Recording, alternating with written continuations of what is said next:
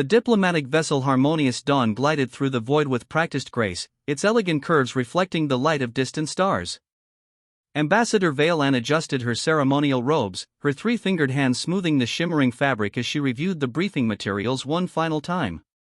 "Humans," she murmured, her melodic voice tinged with amusement. "Such a young species. Barely 2 centuries into space travel." Her aide, a younger diplomat named Thresh, nodded eagerly. "The Council intelligence suggests they possess only rudimentary fusion drives and kinetic weapons. Their largest vessels are perhaps 300 meters in length. Quite primitive." Valen smiled, her translucent skin glowing softly with satisfaction. The Syndicate had sent diplomatic envoys to dozens of emerging species over the millennia.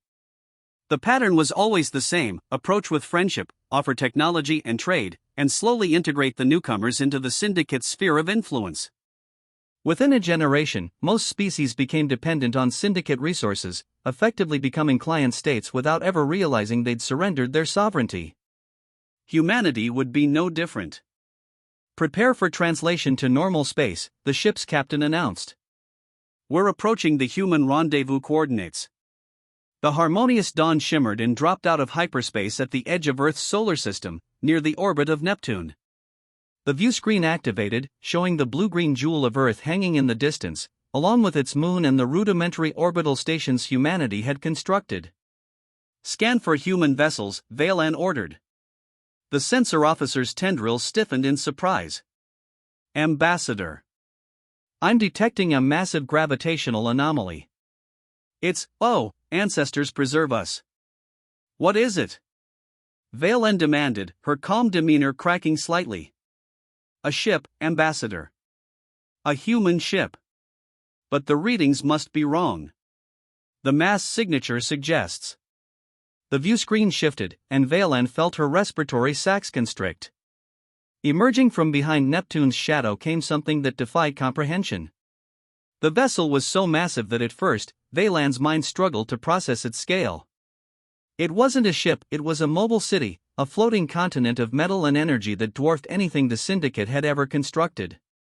The Titan-class vessel Indomitable measured nearly 15 kilometers from bow to stern. Its hull was a masterwork of angular armor plating and hidden weapon systems, dotted with thousands of viewport lights that gave it the appearance of a metallic constellation. Massive engines at its rear glowed with barely contained fusion fire, and along its flanks, hangar bays large enough to swallow the Harmonious Dawn hull stood open, revealing swarms of smaller craft launching and returning in perfect coordination. "By the old gods," Thresh whispered, his bioluminescent markings flickering with fear. "How did they build some thing like that?" Vale-Ann couldn't answer.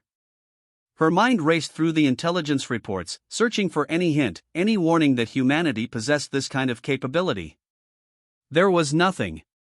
The Syndicate scouts had reported a species still struggling with interplanetary colonization, still decades away from anything approaching Syndicate-level technology. They had been catastrophically wrong. A communication channel opened, and a human face appeared on the viewscreen. The woman wore a crisp military uniform adorned with insignia that Vale-Ann didn't recognize. Her expression was professional but carried an edge of steel that made the ambassador uncomfortable. "This is Fleet Admiral Ramirez of the United Earth Space Command, commanding the UESC Indomitable. Welcome to our solar system, Ambassador Vale-Ann. We've been expecting you." Vale-Ann struggled to maintain her composure. "Admiral, I must confess surprise at your vessel's impressive scale. Our intelligence suggested that humanity had not yet achieved such engineering capabilities." Ramirez's smile was cold. "Yes, we're aware of what your intelligence suggested. We've been monitoring your surveillance drones for the past 18 months. We know exactly what you expected to find here." The admission hit Vale-Ann like a physical blow. The Syndicate's stealth technology was supposed to be undetectable to species at humanity's development level. If they could detect and track the drones. "I assure you, Admiral, we meant no offense," Vale-Ann said quickly, defaulting to diplomatic protocols. "Standard reconnaissance is common practice when approaching new species. We come in peace, bearing offers of friendship and mutual prosperity." "Do you?" Ramirez leaned forward slightly. Because our analysis of syndicate diplomatic history suggests a different pattern. You approach emerging species, appear vastly superior technologically, offer help, and within 2 generations, those species become economic satellites of the syndicate. Sovereign in name only. Thresh had gone completely pale, his bioluminescence extinguished entirely. Valen felt her carefully constructed diplomatic facade crumbling. I don't know what information you've been given, Admiral, but we have complete records of the Syndicate's interactions with 47 species over the past 3,000 years, Ramirez interrupted. We hacked your diplomatic archives 6 months ago. Every treaty, every trade agreement, every instance of technological assistance that came with strings attached. We know how this game is played. Ambassador. The Indomitable began to move, and despite its inconceivable size, it maneuvered with disturbing grace. Smaller vessels detached from its flanks, destroyers that were each larger than the Harmonious Dawn, and formed an escort pattern around the diplomatic ship. You're being detained? Valen asked, her voice rising in pitch. You're being escorted, Ramirez corrected. There's a difference. You came here to negotiate with what you thought was a primitive, desperate species. Instead, you're going to negotiate with equals. Welcome to Mars Station Alpha, where the real diplomatic talks will take place. The view screen shifted again, showing another massive structure orbiting the red planet. Mars Station Alpha was a rotating ring habitat that could house millions, bristling with weapons platforms and docking facilities. Dozens of ships, many nearly as large as the Indomitable, were visible in the vicinity. This is impossible, Thresh muttered. No species advances this quickly. It takes millennia to develop this level of technology. Ramirez heard him. You're right. It does take millennia if you're developing it alone. But humanity has had some help. You're not the only ancient civilization that's been watching us, Ambassador. The difference is, our other friends actually believed in partnership rather than vassalage. Valan's mind reeled. Another civilization? Who? The Syndicate was supposed to be the dominant power in this region of space. Unless. The Keepers, she breathed. You made contact with the Keepers. Ramirez's smile widened. The Keepers appreciate species that value independence and cooperation. When they approached us 30 years ago, they didn't come with offers of dependency. They came with offers of genuine alliance. And they helped us build the infrastructure to defend that independence. The Harmonious Dawn was now firmly locked in a tractor beam, being guided toward Mars Station Alpha. Valen knew that any attempt to flee would be futile. The technological gap she had expected to exploit had not only disappeared, it had reversed.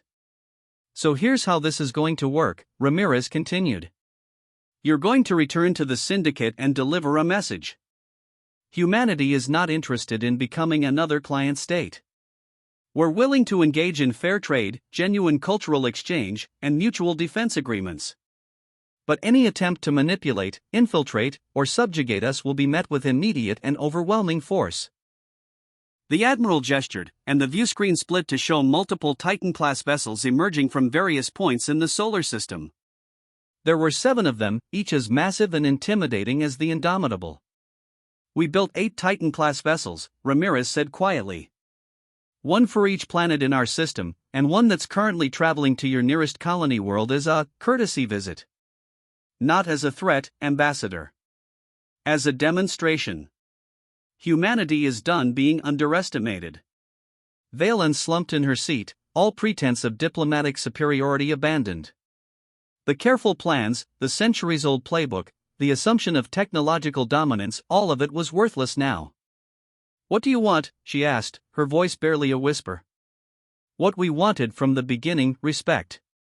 Equal partnership. And the assurance that when humanity explores the galaxy, we do so as free beings, not as anyone's subjects. The Harmonious Dawn docked at Mars Station Alpha, and as Valen prepared to disembark into what would undoubtedly be the most challenging negotiations of her career, she realized that the galaxy's political landscape had just shifted irrevocably. The Syndicate had sent diplomats to a primitive world. Instead, they had discovered a sleeping giant that had just awakened, and it was magnificent.